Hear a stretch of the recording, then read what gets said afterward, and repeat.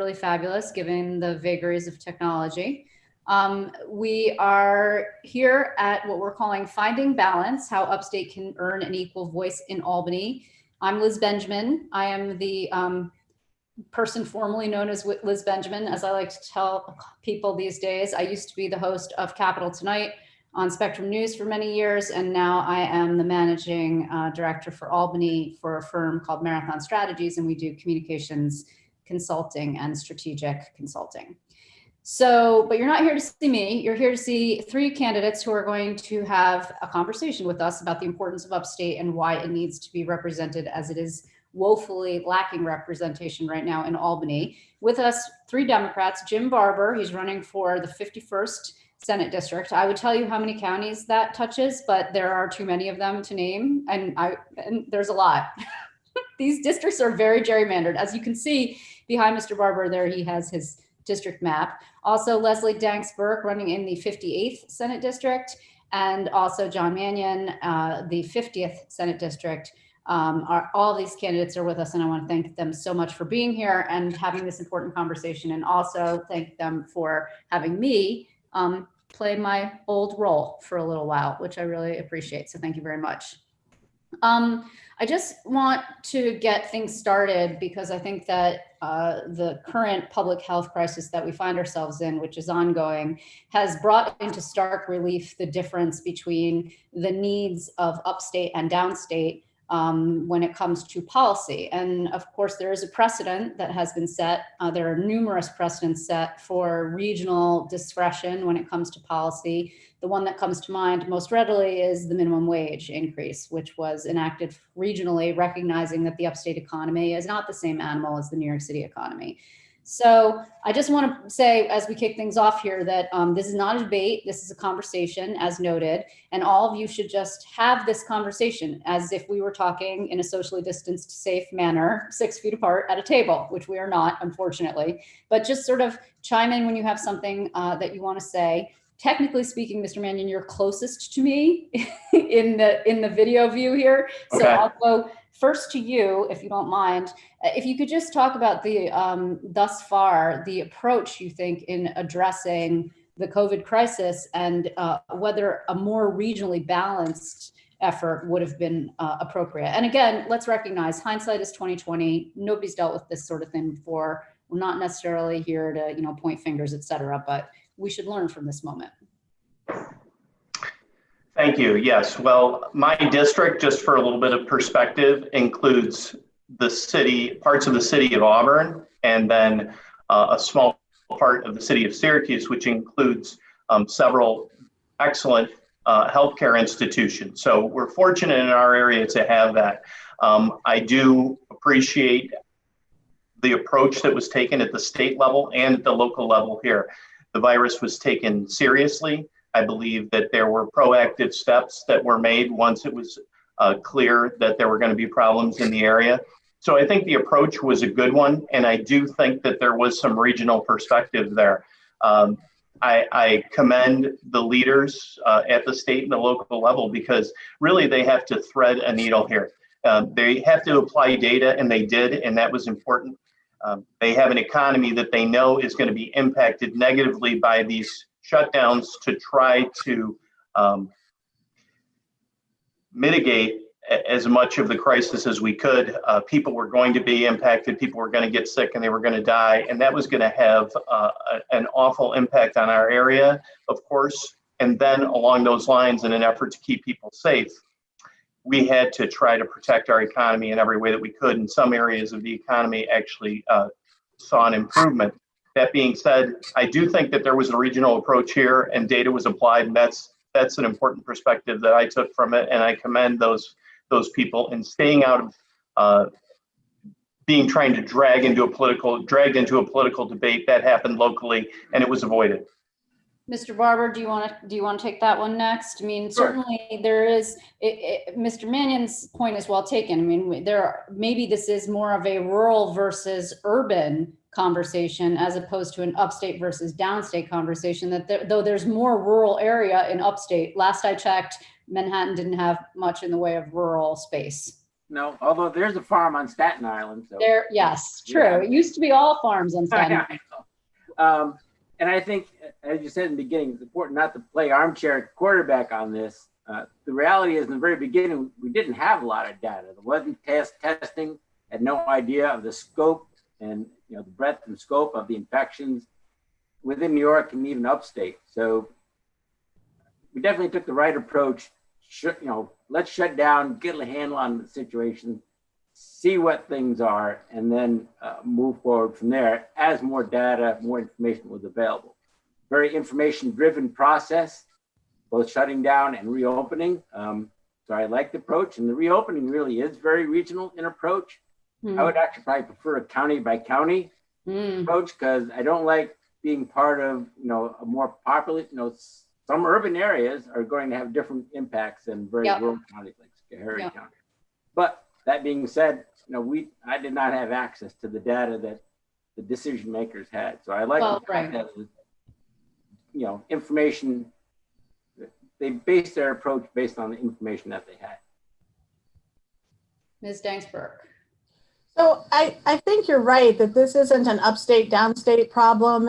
To me, it's not a Republican Democrat problem. I don't even know if it's a rural urban problem as a planners versus lack of planning. I think we had excellent stewardship through the crisis. I think that you want strong crisis management, and I think we saw that.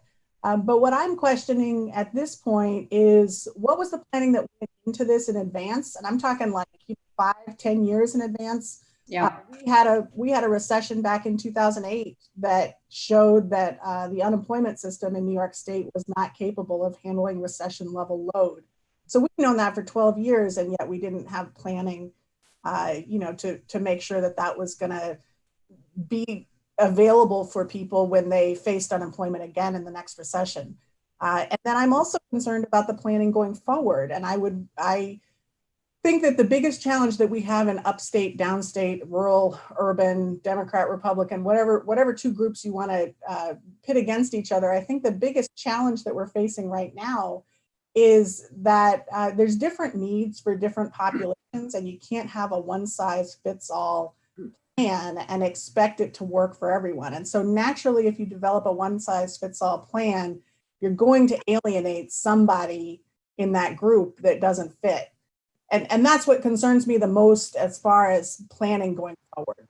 Well, to that end, though, I mean, when you talk about planning going forward, I mean, first of all, it's difficult for us to plan going forward from a financial standpoint, which I think we're shifting to, though we're seeing spikes all over the nation, which is very concerning. We're seeing some pinpointed spikes, very concentrated in the state. And I think 2 weeks from July 4th is going to be a real telltale moment.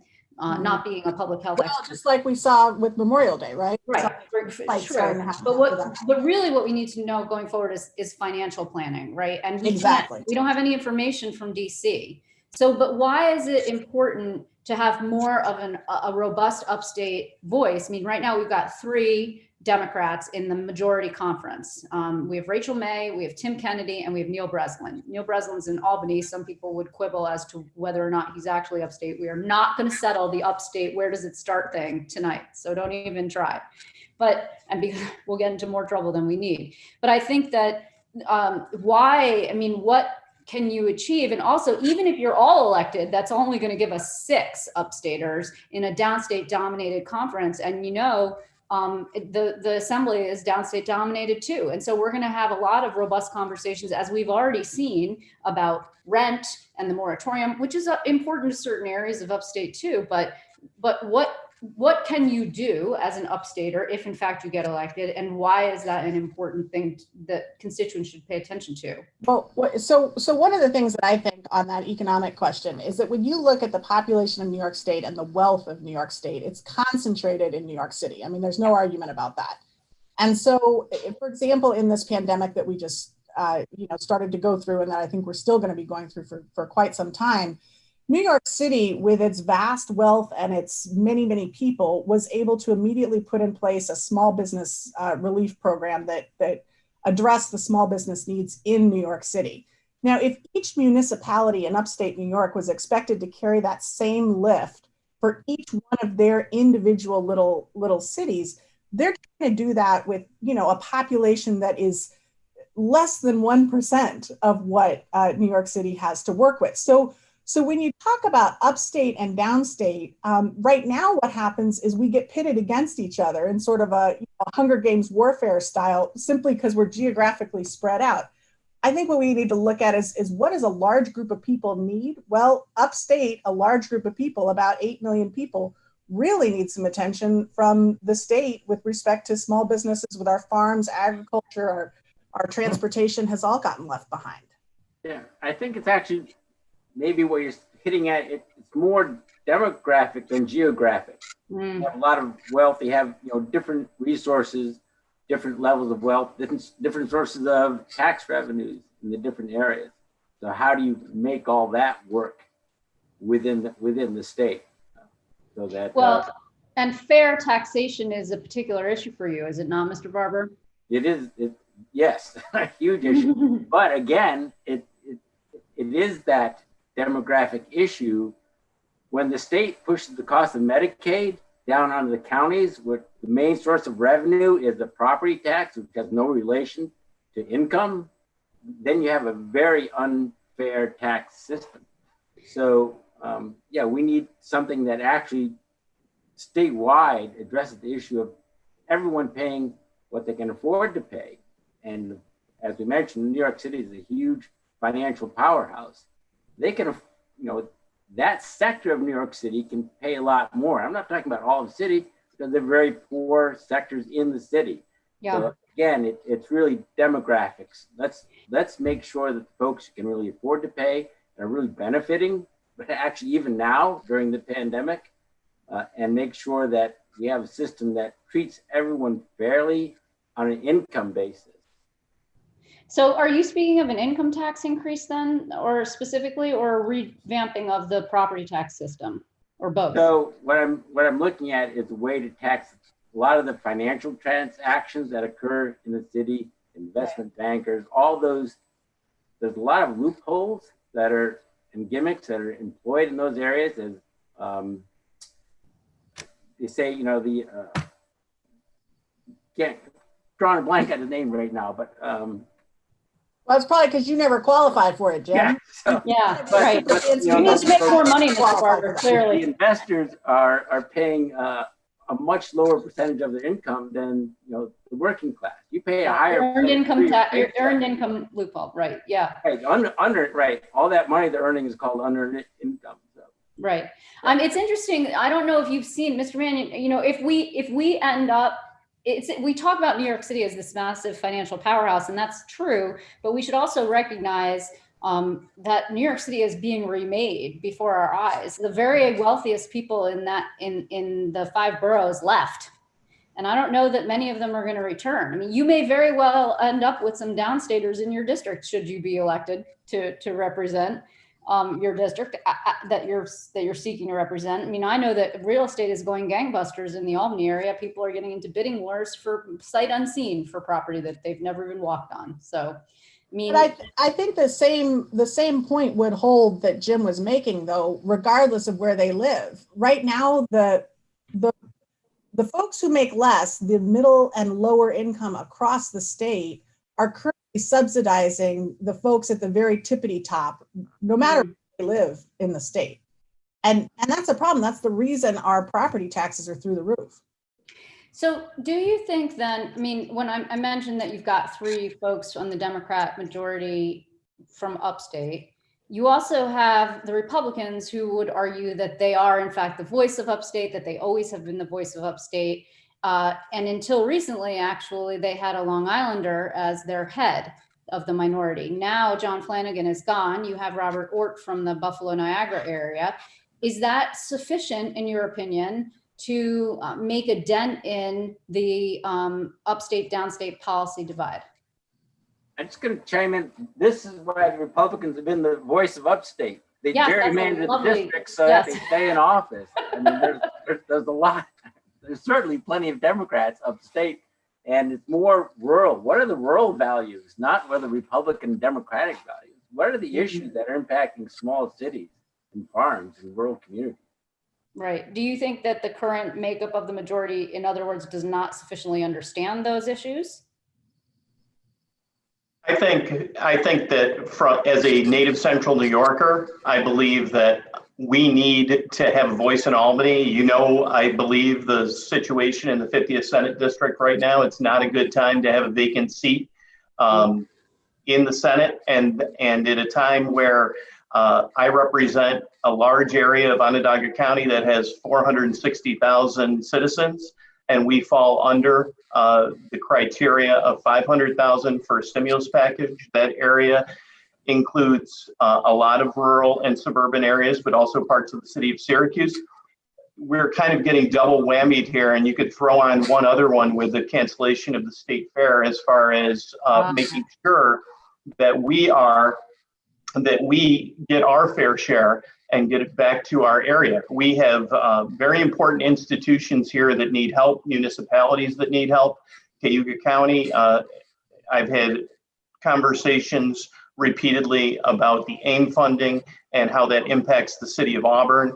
So we're in a situation where locally, I believe I'm a very representative voice of the area. And then also, it's absolutely necessary that I be in that room, that we need someone in the majority to make sure that when that seat sits vacant for what's going to be over a year effectively, that we need a strong voice in the majority that can bring the concerns of the area into that majority conference and help form legislation in a way that's positive for my district and for the rest of upstate. And I think that the Senators Kennedy, May, and Breslin would agree that there needs to be more of that Democratic voice coming from upstate. Do you feel, though, any of you, and you should just jump right in here, I mean, certainly there are stark differences between, for example, the highest poverty tracts, which I believe are located in the Bronx, and yet some of the highest poverty tracts in the nation when it comes to childhood poverty are in Syracuse. So you can see that there are potentially areas of overlap. I mean, you know, I don't know necessarily that you're going to be able to educate people on, like, you know, cow milking, for example, though I have seen some of the downstate senators take tours of upstate farms, and it's pretty interesting. And I've also seen the Assembly Speaker have a really great time at the fair, which unfortunately this year none of us will be able to do. But I guess the point is, do you see areas of potential agreement? And also, similarly, because it's sort of part of the same question, do you see areas where you would be able to form alliances with the Republicans if necessary, because there still are going to be more of them in the upstate area than there will be Democrats, even if all three of you are successful?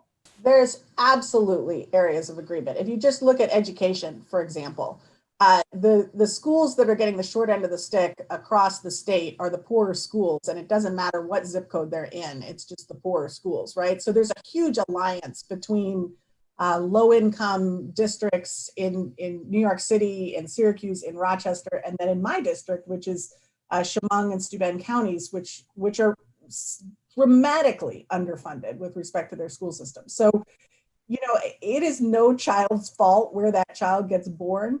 And right now in New York State, if you get born into a wealthier area, you right from birth, from the get-go, have a real thumb on the scale in favor of your educational opportunities. And that's true across the board, regardless of whether you're in an urban or rural area. Yeah, and I think, you know, the trick is finding that common ground, those areas where there's common interest.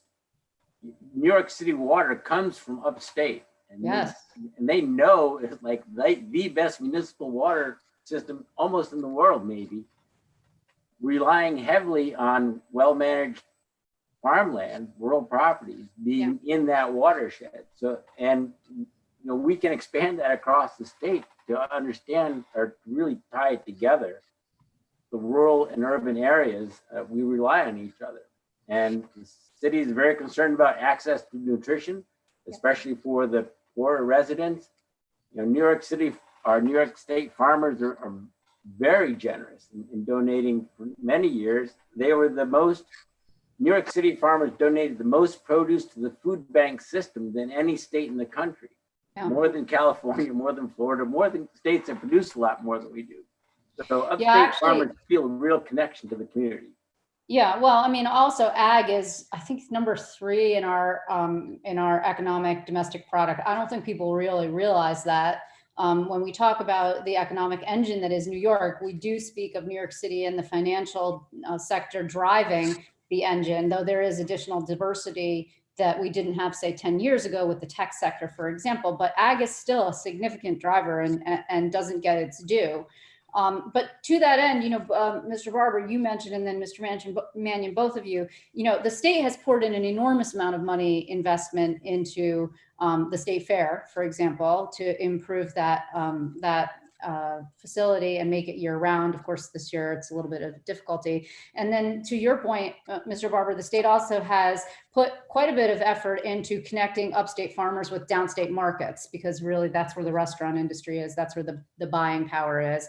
And so I guess, do you believe that from an economic standpoint that the governor's put a premium on upstate investment? He said in particular, the Western New York, Buffalo area, and we don't want to delve too deeply into that, but is there enough, do you believe? Because no one ever, let's just be clear, no one ever thinks it's enough, right? Rochester is upset because Buffalo gets more than it's due, and nobody has enough, and certainly there's not going to be enough going forward. We understand that, but has there been an appropriate attention paid through the regional economic development councils, for example, or the Buffalo Billion, or what have you?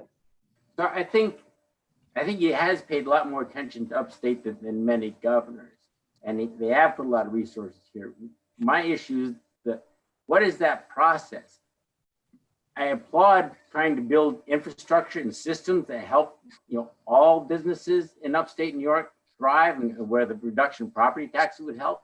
But when we have a system where you have individual businesses applying for resources and getting tax breaks, you're kind of picking like who is getting that resource instead of let's help everyone across the board. There should be a way where we can just reduce the pressures and restrictions on every business, every sector across the entire state, not cut us up into regions where we're competing with each other for specific prizes. Let's make it a system where everyone can access that influx of wealth. Well, actually, reduce the burden on us, and we'll do it ourselves. So. Well, and I think that by the same token, we want to make sure that that our sweet spot farms and businesses can compete, right? So there's a certain size of agriculture that is just you can't compete, right? Once you're at a certain small factory, you just can't get out there. And then the big, huge agribusinesses that tend to monopolize agriculture all across the country, they're not really present in New York State right now, right. But they're coming. They're knocking on the door, right? I mean, we see what's happening to the dairy industry. So what I think we need to do is really make sure that we're creating systems that keep those sweet spot ag businesses in business, because that's what we want. We want businesses that are big enough to be successful, but also small enough to be sustainable and not, drive everybody else out of business. So if the state could really begin to prioritize that, you talked about the flow of agriculture from upstate farms to, downstate food pantries or whatever during the pandemic. The biggest problem that we have is a supply chain problem, right? We've got a problem of getting whatever your produce is to the processing facility or accessing the processing facility. If it's, if it's meat, if it's dairy, if it's produce, whatever it is. If we could create opportunities for farmers to be able to access that at the level that they need, that could just open up the economy in a dramatic way. You're not going to be able to do that if you've got each region competing against each other. You have to have sort of a holistic approach to achieve that. So, and what really drives the size of the farm is the market they are trying to access. And dairy is, large scale dairy is very, they're going into a wholesale market. So what you see are smaller dairies building their own little niche markets, very small retail markets. Right. You're kind of supporting those two ends of the spectrum. The middle is difficult. Do you think that you can see that across all ag spectrums? Sorry. No, it's okay. Mr. Mannion, to bring you into this a little bit more, do you think that the state needs to rethink its economic development approach?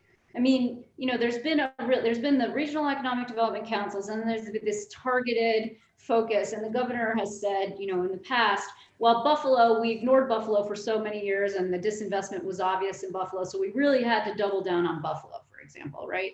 And then some of the efforts that they've made haven't exactly panned out. I mean, I'm thinking of, some of the tech investment that has been made in the Syracuse area, Yep. and the headlines on that have not been positive. So altogether positive, we should say. And yet the investment in the state fairgrounds was a positive outcome. So, I mean, it seems like they're hitting some out of the park and then they're whiffing on others. I'm in agreement. Yeah, I've seen it. My area has had to transition away from a manufacturing based economy to more of a service economy focused on healthcare, technology, and education. And honestly, as someone who got out of college in 1990, we really have done a pretty good job of that.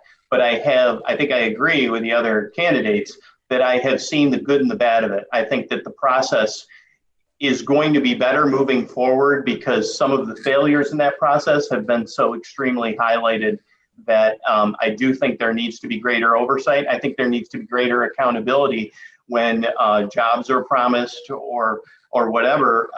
If we are trying to support these developers and then the promises don't come to fruition, they have to be held accountable. We're in a state where, as it was mentioned previously, we have high property taxes and we have to be prudent with the spending of those tax dollars. So I'm in approval of greater oversight from the comptroller's office. And I do think that moving forward, since a bright light has been shined on the process, that hopefully these plans come through that are well coordinated, well developed, and are long term. Some of the enhancements that you talked about seem to be short term enhancements that really provide, maybe aesthetically pleasing looks, but in the long term, there's no real motion behind a transformative economic change for the area. I don't want to dwell too much on this, but I think it is an important point. I know that in some of our conversations, Ms. Danks Burke brought up, the fact about like sort of Democrat, like big picture Democrats, but when you talk about big picture Democrats, there's a definite difference. I mean, certainly I guess I would ask, is an upstate Democrat and a Brooklyn Democrat the same kind of Democrat? Or do you imagine that, you're going to have social and economic and tax policy differences that's going to be problematic? I think that the sort of Democrats we need to bring back into the conversation are the FDR Democrats. And when you look at what FDR did, he managed to build a coalition that propped up working families, city folks, rural agriculture. You had union members, you had working class folks, middle class folks. Back at what happened in the Great Depression, 25% unemployment. That means that 75% of people still had a job. Mm. So in that economy, when 75% of people still had a job, we as Americans managed to take care of the 25% who didn't. And that was because of coalition building. To me, that's a democratic principle writ large. And I think we can bring that back to New York State. And so when you asked, is this a Democrat problem or a Republican problem? Will we be able to work with Republicans? Yeah. I look at the last 10 years of New York State, and it has flipped back and forth between Democratic and Republican control, right? The body that the three of us are each seeking to represent our respective districts was held by the Democrats, then by the Republicans for a long time, and now it's back with the Democrats. And we see the same problems, right? Yeah. The problems have changed. During the 10 years that the Republicans were in control, they didn't go away. So I think we need to get back to an FDR style of democracy where we're taking care of the people who are working their hardest to get up the ladder and are being held down right now. Gentlemen, you want to chime in on that? In my conversations, particularly with Senator May, who's right next door, but also Senator Kennedy, it's just as simple as being in the room and saying, well, this is how this legislation is going to impact my area. The other senators in the conference, and we know the demographics of the New York City and surrounding areas, that Democrats are going to be elected quite a bit down there, and therefore, that's just the reality of it. If you're in the room and when that legislation is being created, you can say, well, this is how it's going to impact Onondaga County or Cayuga County, and I hate to use this line, but you only know what you know. And that voice needs to be in that room. It needs to be there to say, well, this is how, when we make these changes in regards to rent or whatever it might be, Syracuse can be very similar to some areas of New York City. And then there can be some stark differences. And in my conversations with the current seated senators and assembly people on the Democratic side, but also on the Republican side, they know that if you're in that majority conference, you've got a voice and you can do something about it. If you're in the other room and you're just going to vote no, then that's not going to help the area. Yeah, and I think that there's probably also, this is a good chance to remind folks. Albany has changed quite a bit. In the 20 years that I covered it, it changed dramatically. Some ways for the better, some ways not so much. But it did, come a long way. But yet it is still a majority rules kind of a place. And so the reality is that if you have a representative who's in the majority in the assembly or in the Senate, your interests are better represented. And that's unfortunate, and perhaps it should not be. And the minority's been railing against that, regardless of if it's Democrats or Republicans for years, but still that's the way it is, unfortunately.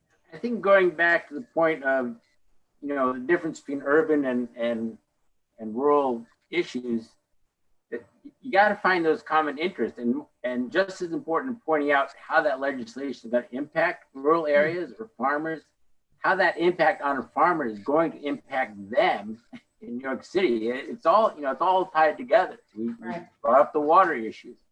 That watershed being enforced is not as effective, as clean as actually being well-managed farmland. You lose farmers, you're going to lose access to that local food system.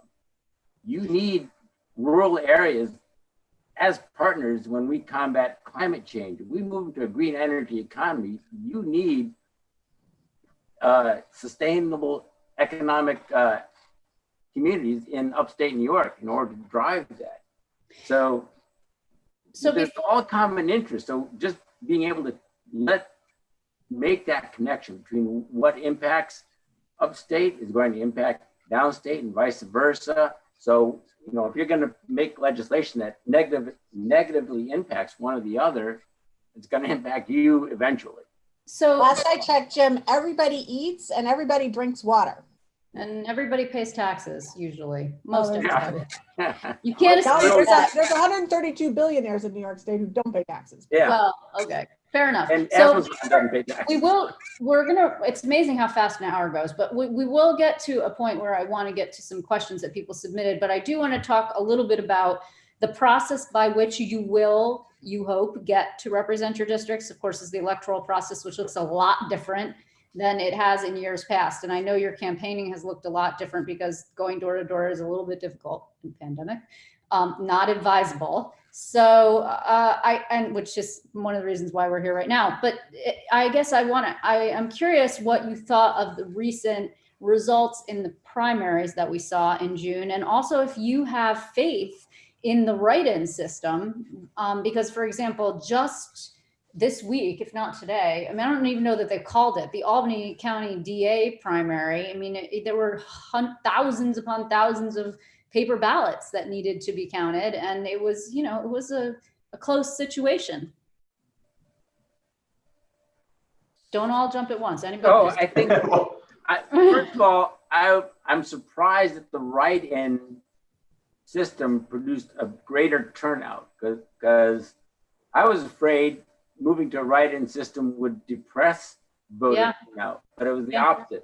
So it's great though. I'm happy about that. I'm also really in favor of an extended ballot time. You give folks, a week or 5 days over the weekend to vote, because standing in line for, no, we don't have that problem here, in line for 5 hours, but it's crazy. Why do we make it hard to vote? Well, that could be the topic for a different conversation. We could have Mr. Mannion, I know, would love to have this conversation of why it's so hard to vote and why your district looks as odd as it does. Sure. Yeah. Well, I'm not sure which question you want me to answer, but I will chime in on the voting. I think we can all agree that greater participation in government is a good thing. We, our disenfranchised communities, we need to make sure that they're an integral part of the process. And I know that locally, we've made a concerted effort in my campaign and community organizations locally to try to get people signed up to vote. We just went through a primary process during a global pandemic where Board of Elections staff, many of them were working remotely for a very long time, and they pulled it off. These were Republican and Democratic primaries, and the process worked. You don't hear, at least I don't hear, anybody out there crying that we have errors in the system, it's flawed, we can't certify these results. I can think of one person, but he doesn't live here. Okay, so, well, Not that anymore, person, at any rate. that person may have voted. That person may have voted by mail, actually. So I just think that if we give the Board of Election staff across the state and across this country the time to make sure that they can properly track these ballots, Right. I think they've proven, school districts proved that yes, it can be a bumpy road, but they can pull it off, and there can be a system of checks and balances, and people do trust the system. They've been doing it in other states for years, and I'm supportive of it. And we just did it in a very challenging time, and I think if those Board of Elections offices are prepared, I think it shows that we should all be advocating for greater participation in the voting process and the ease of voting. Of course, I would point out that it's easier when your party's the one that's growing in numbers to say that you want to have more participation. But to be fair, your districts are currently also gerrymandered to benefit the people who drew those lines, which were the Republicans when they were in power. Another reason why this election matters so significantly, because whoever controls the two chambers is going to control the next round of redrawing those lines. Ms. Danks, look, conservatives outnumber liberals in my district 1.5 to 1 at least, if not 2 to 1. So, for me to call for increased participation and more vote by mail, I'm bringing 2 people who are more likely to vote against me to the table for every one that I bring of myself. I still think that we, the people in America, deserve to have a voice in our democratic republic, and we're supposed to exercise that voice every single chance we can. So if we've happened upon an opportunity to get more people participating in the process, then by golly, we got to make sure we capitalize on that. Well, and I'll just say before we move on, I just do want to say voting by mail is no easy thing. I mean, I thought it was just going to be like you just check the box and drop it in the mailbox. No, you have to have somebody watch you. You have to sign the thing. It's people actually really, in other words, they wanted to do it. You have to want to participate, and then you have to put a stamp on it, and then you got to put it in the mail. It's not, it's not exactly as easy as people might make it out to be. So I was impressed that people participated in the numbers that they did, and it was good for for small d democracy going forward. And somebody, yeah, go ahead. And somebody who was running in a special election for April 28th and had volunteers and myself calling voters and trying to explain that absentee process, I agree with you 100%. And, we all needed a one-pager to clearly explain to those voters, this is how you do it, and you hope that they get it right. But you know what, like anything, if it becomes a common practice, it'll be easy for people to do. Go ahead, Leslie, I apologize. I've lost my thought. You made such a good point there, I have that effect on people. I know what I was going to say. He renders them speechless. Go ahead. The piece that I have found the most challenging about running a campaign in a pandemic is, as you pointed out, Liz, that you can't go door to door, so you don't have this convening opportunity, right? You can't get people together in groups. You can't go visit the Elks Club or go visit the, PTA or whatever it is and chat with folks and hear what their perspectives are. So you're having to do it by Zoom or conference all the time. And what that does is it leaves out anybody who, first of all, doesn't have internet access. Right. The huge swath of people across upstate New York who literally don't have access to this basic utility. Yep. We're all participating in right now. Or people who, simply don't have the financial resources to get on or the time resources to get on. So the challenge that we have right now to our democratic republic, I think, is that we are not able to reach each other. We're not able to get to each other and have the sort of conversations that we're supposed to have in order to hash out these problems. And that's what makes me worried for this election cycle is the folks who are getting left out. And there's a lot of them. Yeah. So I don't want to, some of the questions that people submitted, we actually sort of touched on, and I don't want to leave this point because I think it's an important one about rural broadband access.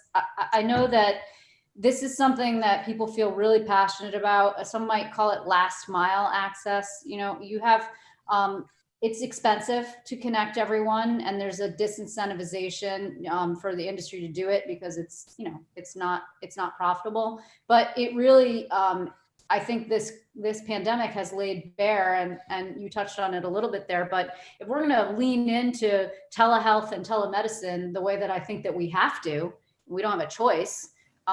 Then there really needs to be a concerted effort that everybody's going to be able to get connected and have the kind of care and education that they need. I mean, there's a healthcare shortage in rural New York. I mean, certainly that's and it may very well get worse. I mean, a lot of problems. I'm not saying that broadband is going to be like sort of the panacea or the silver bullet, but do you think that there's an adequate recognition in the legislature about that? Well, I know I hear about it from almost everyone I talk to in upstate New York. And it's like, we don't say you're too far away from the power lines, you're not going to get electricity. Right. Or sewer. Right. We make this the system is designed to make sure that everyone has access to that, what is now an essential element of doing business or education. As you said, the pandemic really highlights at a community scale what many individuals have dealt with for decades, not just broadband, but healthcare and so a lot of issues. Any parting thoughts on broadband we touched on this, that and I can't remember, forgive me, which of you mentioned it, but there's this question of subsidization, right? So some people have taken it so far as to suggest, well, upstate should secede. There's a couple of pieces of legislation kicking around there, and then the question is, well, what would the economy be? Or would upstate be better because upstate sends more than it gets back, in terms of investment from a tax standpoint and, the cost of doing business, et cetera. But so which is it in your opinion? I mean, is upstate subsidizing downstate? Is downstate subsidizing upstate? Is it neither? And if it's one of those two, what's the solution? Right now in New York, the middle class is subsidizing the top. There we go. So most of the top lives in New York City. So that's the upstate downstate divide. Now, if the pandemic continues to play out or climate change happens and Manhattan ends up underwater, whatever next catastrophe we might have on the horizon and the rich folks decide to all move upstate, then, we're going to have that same divide, but the rich folks are just going to be living somewhere else. Right. What we need to address is the huge income disparity that we see right now. And it shows up in the digital divide that we were just talking about. And it shows up in every facet of New York State politics. The middle class is subsidizing the wealthy, and it's unsustainable. We can't keep that up. Well, to play devil's advocate to that, people would say, well, you can't tax your way out of the problem. right? You can't, and even the governor, who of course is himself a Democrat, has said in the past, well, people will vote with their feet and people who are wealthy can afford to. So if you overtax the rich and make them pay too much, they're just going to leave, and we need them in their disposable income. I don't think anybody can argue. That we pay. Go ahead. Go ahead, Jim. Go ahead. I'm just saying, we just want them all to pay the same percentage that we're paying. If they're paying the same amount that we pay through our paychecks and through earned income, I think, we would have, I think it would be pretty close to sufficient. And then the bigger discussion is going to be, how does that revenue get divvied up? I want it to offset the property tax burden. I just think I thought of it. Is it the carried interest loophole? Yep, that's one. There's several. I didn't bring out my plan. No, it's okay. So who was next? Mr. Mannion, did I shut you down there? I don't think so. I'll just say, in reference to the state structure, we have a fantastic state. New York City and the surrounding areas are a tremendous economic engine. And this state has been built, the institutions like Upstate Medical Center, or like the SUNY system that we have, or the excellent public schools that we have, that didn't happen by accident. It happened because we were an economic machine, and we continue to be. So, I mean, those conversations, I distance myself from them because they're just not realistic. We're not going to break up the SUNY system. That being said, if you look at the numbers, upstate benefits from downstate. We do, and we have to make sure that we get our fair share. Of course, we provide a lot to New York City, but this is a dynamic state, and there's a lot of economic growth that is occurring. Some would say it's happening greater in New York City than it is other places, and that's why that just is an argument for why you need people like the three of us in that conference to help make sure that our communities are benefiting from the dynamics of the state. Well, and I don't want to cast aspersions on upstate. Just to be clear, there's also legislation for Staten Island to secede. So you're in good company, right? Just pointing that out. And when you look at people leaving, I don't think anybody can make the argument that wealthy folks are living in New York State right now because it's a low tax state. Like that it's a low tax state. So they're living here for some other reason. They're living here because it's New York, right? I mean, this is a great, amazing state. They're not going to leave. They're not going to vote with their feet and walk out. I don't buy it.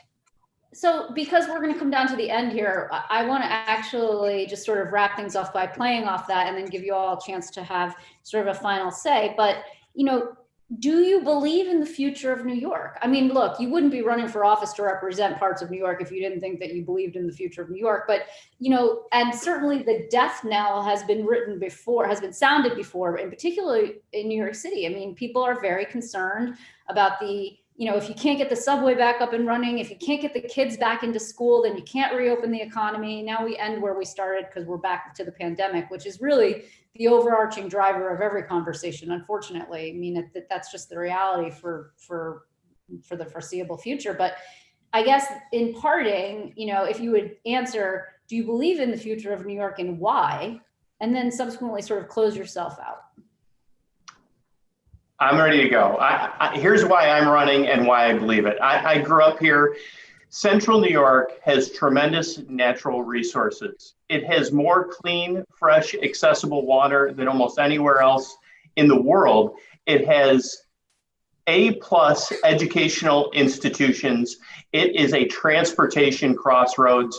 We had our success. We knocked it out of the park in, the early 20th century, and we had to go through a transformation. We had to, because of the manufacturing jobs that we lost, and we did.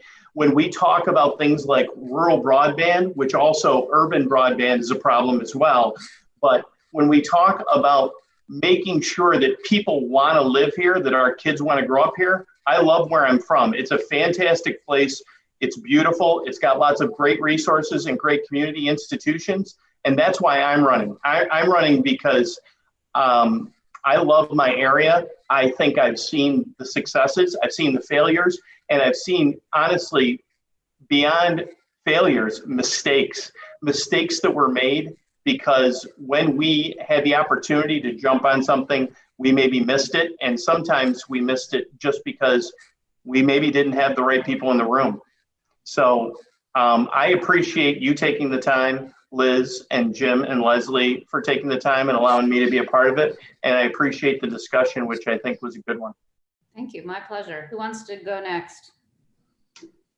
I will say, how can you not believe in the future of New York? I mean, we have so much to offer, as John was saying, but, I'm ready for this. I thrive on like identifying problems, working out solutions, bringing people together so the solutions benefit everyone. And, that's what's always driven me. The Commissioner of Agriculture will tell you, I love chaos. Because it gives you something really to work on. Oh, you'll be perfect in Albany, Mr. Barber. Yeah, great. So, and just being able to work on solving problems. When I was in the USDA, head of the Farm Service Agency in New York, the first 2 years, they cut our budget 20%, cut our staff, cut our offices. We figured out how to deliver programs better, more efficiently, faster, with less resources.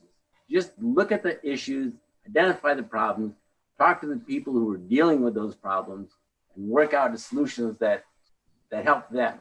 But it's being able to, find that common point that we all need to work toward. Last word, ma'am. Yeah, so I absolutely believe in the future of New York. I think we've got the greatest state in the nation here, and we've got all the resources we need to solve the problems that are in front of us. We just need to make sure that we give ourselves enough time. And I think that, we're in a pandemic right now that is 4 months old. And I think it is way too early to be forecasting the gloom and death of New York. Like that to me seems like you're giving up way too soon.